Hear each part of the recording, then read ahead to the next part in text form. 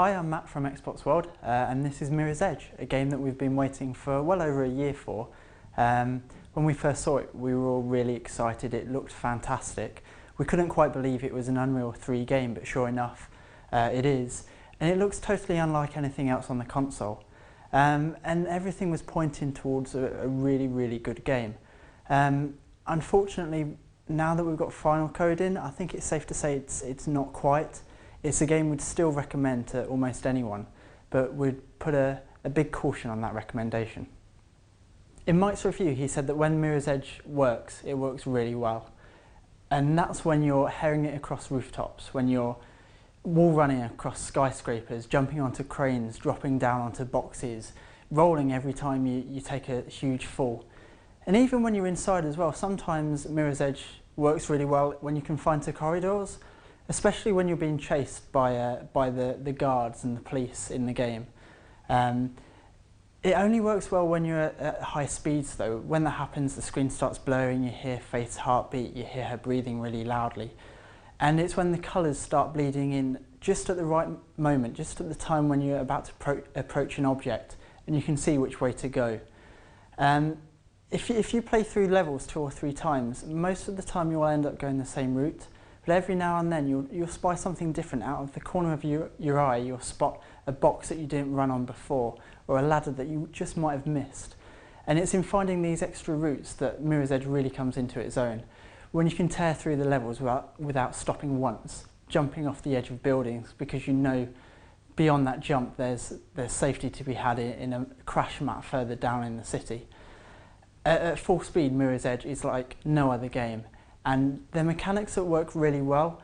We're not convinced they're mechanics that are good enough to hinge an entire game upon, but it's sure enough, every first-person shooter from now on should borrow these mechanics in Mirror's Edge, the parkour that you find in it, and just take that, steal it, shamelessly steal it, and put it into their own games, because it's something we don't want to see die. Even if Mirror's Edge, Mirror's Edge is supposed to have three games in total, so we assume that they're already working on the sequel, but if it fails to sell, it will be a real shame if these mechanics are lost.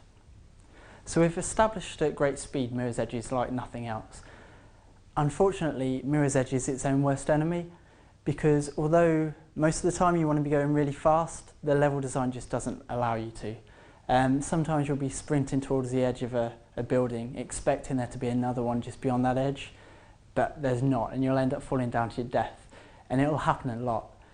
What you'll find is most times when you enter a certain area, you'll have to stop and you'll have to look around. Mostly because that really good use of colour doesn't always come into play when it should.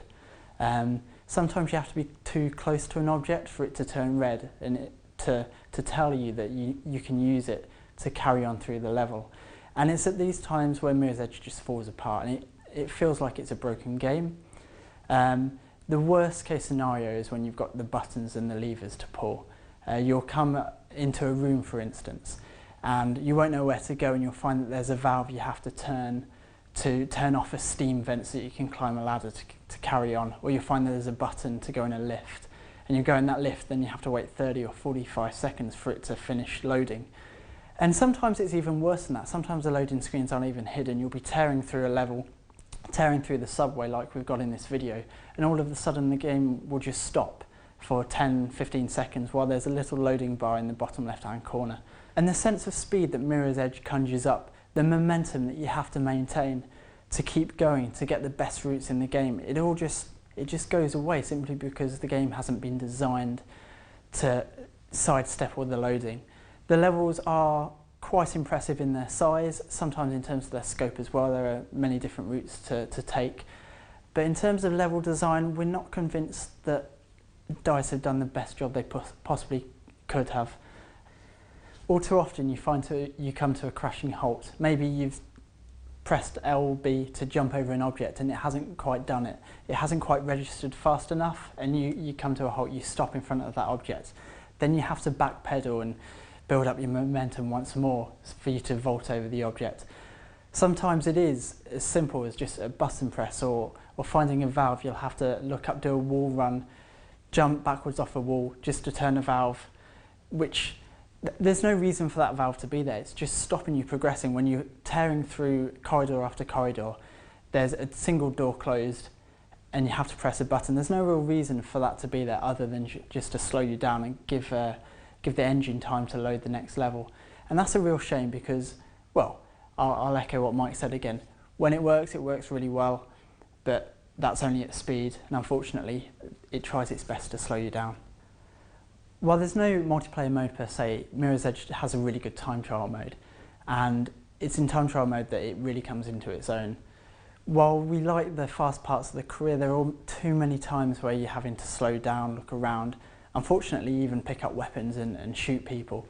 And that's not what the game should be about. It should be about tearing across rooftops, street level, corridors, wherever it may be, as fast as possible, hopping over objects, ducking under, wall running without a break in the action. And it's time trial mode that comes to your rescue for this. Now I do have one problem with the time trial mode, and that is that it only measures your speed to a tenth of a second. Unfortunately, if you really want to get into time trialing, if you really want to think about those leaderboards properly, you need to be measuring your runs at hundredths of a second, and the game just doesn't do that. And for hardcore time trialists, that's a huge disappointment. It really does let the side down when the game is all entirely focused around speed. You need that precise accuracy to know how quick you're going. But even so, it's a breath of fresh air to be let loose in the levels you explore in the game, but in ways that you never thought possible. There are so many routes that you'll spy in time trial mode that you didn't even know you could go in career mode because they go the opposite way to where you were told to beforehand. The key in time trial mode is not just to go from A to B, but to explore, to spend time doing it again and again and again, finding different routes, finding ways to maybe, instead of vaulting over this box and then jumping across the building here, to maybe wall run the sign to the side of the building, and then you can get past that way. It really is Mirror's Edge's best feature. It's the party piece of the game, and when you're done with the career, which unfortunately only lasts 5 or 6 hours, you'll find this mode which lasts double that at least. If you get a good set of friends together, if you're really competitive about your runs, it will last you indefinitely, and that is what Mirror's Edge is about. And unfortunately, the career it didn't deliver on that point. It slowed you down too many times. The time trial mode is where you should be going for Mirror's Edge, and that's where the game's in its element.